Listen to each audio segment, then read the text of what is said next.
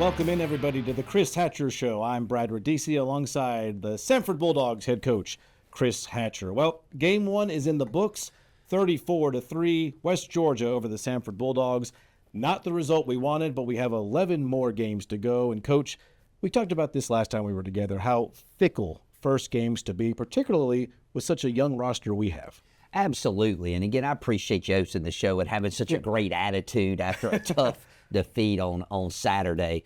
You're absolutely right. But before I get into that, Brett, I'd really just like to thank our student body and all of our fans for coming out to the ball game. It was just a tremendous crowd, one of the best home crowds that I've had as the head coach here in 11 years. And just want to tip of the cap to all the students especially. And you hate to have a bad performance when you have that many people out there. But hang in with the team. We're going to get better.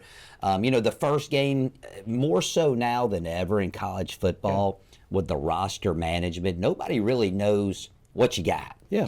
And I counted up the other day that going into the first game, we got 8 players on our team that have played meaningful snaps here at Samford. And that's not a lot. Oh, no question. Well, 2 offensively, 5 on defense, and then our long snapper who's been here for quite some time, Alex Applefield. So you really don't know, but our team prepared well. I thought we were ready for the game. Defensively, we played well enough to win. Special teams, we gave up a couple miscues, and then offensively, a lot of self-inflicted wounds. And dates back a little bit to last year, but I think our team's in a good spot. Most teams improve the most between game 1 and 2, and I hope that's the case for our football team. Yeah, and you mentioned Pete Hanna Stadium. I don't know if I've ever seen it look so great. The facilities look great now that they're finally complete. And also, like you said, the crowd. Tons of students on that sky bridge, which was nice to see. Yeah, it really was. I didn't notice them until all the students on the bridge until about second quarter. And then I just kind of looked around because you kind of zone out. Sure. It's just you and the teams out there. But it was a tremendous evening. Again, unfortunately, we laid an egg, and I wish we had played a lot better to give some more excitement and to the spirit that the school has right now. Yeah, and Coach, it's not on the stat sheet, but boy, the word momentum is so big in football games. It seemingly was, we just couldn't catch it in that game. Is that fair? I would agree with that. It's funny you say that. My son, who's a coach, we always talk about when you have the momentum, it's hard to give it up, and when you don't, it's hard to get it. Yeah. And I think we felt like we were in a good place coming out of halftime. We knew the mistakes we had made at that point. We had a muff punt that led to a score. We had poor field position that led to a score. Offensively, we missed a deep ball. We dropped a touchdown pass. So we felt like, hey, let's clean those things up and go play. And then boom, to start the second half, we give up a long kickoff return. And with having a young team, I kind of felt our daubers go down a little bit at that time. So I spent the next few minutes just trying to get everybody fired back up. But at that point, the momentum had really swung to the visitor side. And they have a really good football team, and they were not going to give it up Thursday night. Offensively, you like to go fast. We know that. And, you talk about the plays that set that up, trying to get into that mode, because we can be one of the faster teams in the country, if not the fastest, when you get it rolling.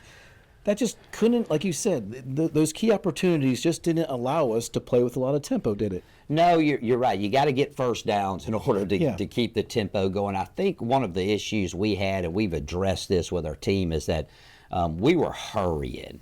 We want to be quick, but we don't want to hurry. When you hurry, you start making mistakes. You play out of character. You don't play within the offense. And so we got to slow down a little bit. Yeah. But I did think at times we moved the ball well between the 30s, if you will. And unfortunately for us, West Georgia came out. They played an entirely different style of defense than we expected. You have 5 offensive linemen who have never played in a college football game before.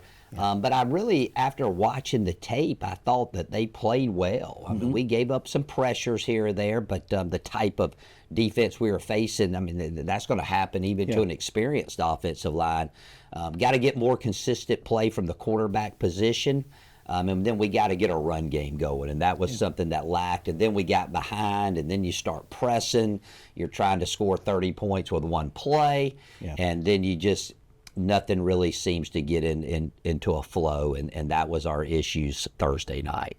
One guy who flashed for me was Preston Bird. He had 18 catches all last year, had 11 Thursday night. Tell me about how he's grown into that role, now being one of your kind of go-to receivers. Well, he's the one that has, him and Quincy are the only two that have a lot of game experience. And, he came on at the end of last season and had a big game versus Chattanooga in our upset win at their place. Tremendous competitor, works extremely hard, probably one of the hardest working offensive players that we have. And when you work hard, the ball seems to go your way. But he made a lot of great yards after the catch.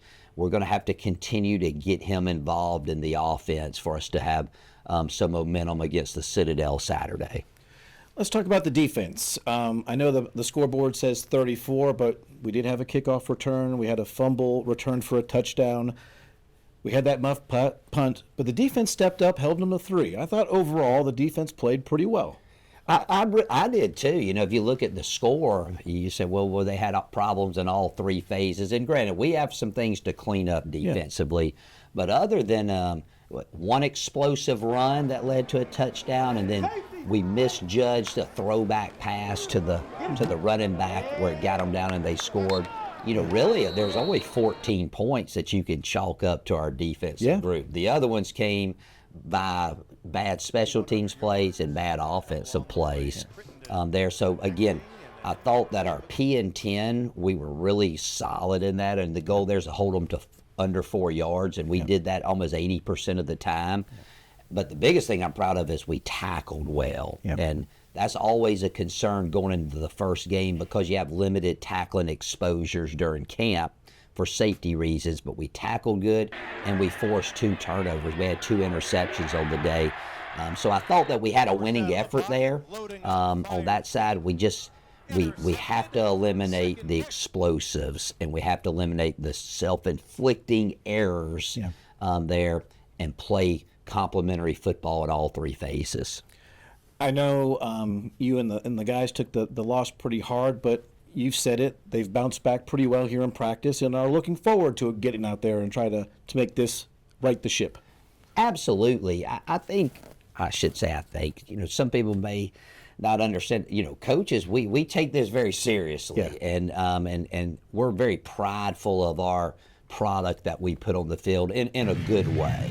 And when our players don't play well or we don't put them in the right position to be successful, man, our ego gets hurt. Sure. And Thursday night was one of those nights that, after the game, it's like, we got to find something to do to help our team be more successful the next time out. So we were hurting pretty bad. Again, we have a great group of guys, but as the head coach, I got to be really patient with this group. Sure. And not that you're not patient with other groups, but we're just so young out there. I looked out there a couple of times and we had 5 true freshmen playing on the offensive side of the ball.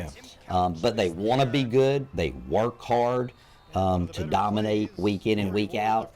I think the best is yet to come. I think the next time we're around here, we're going to have a lot more positive things to talk about. But I'm very optimistic about this team. And I think we're going to be a much improved team come Saturday. Well, you talk about Saturday. We switched to the Southern Conference schedule. We're hosting Citadel. This team's changed up a little bit. They used to be the triple option team, which, my gosh, was always a run 3 yards, a run 3 yards, so difficult to defend. This team still runs the ball a good bit. What should we expect from the Citadel?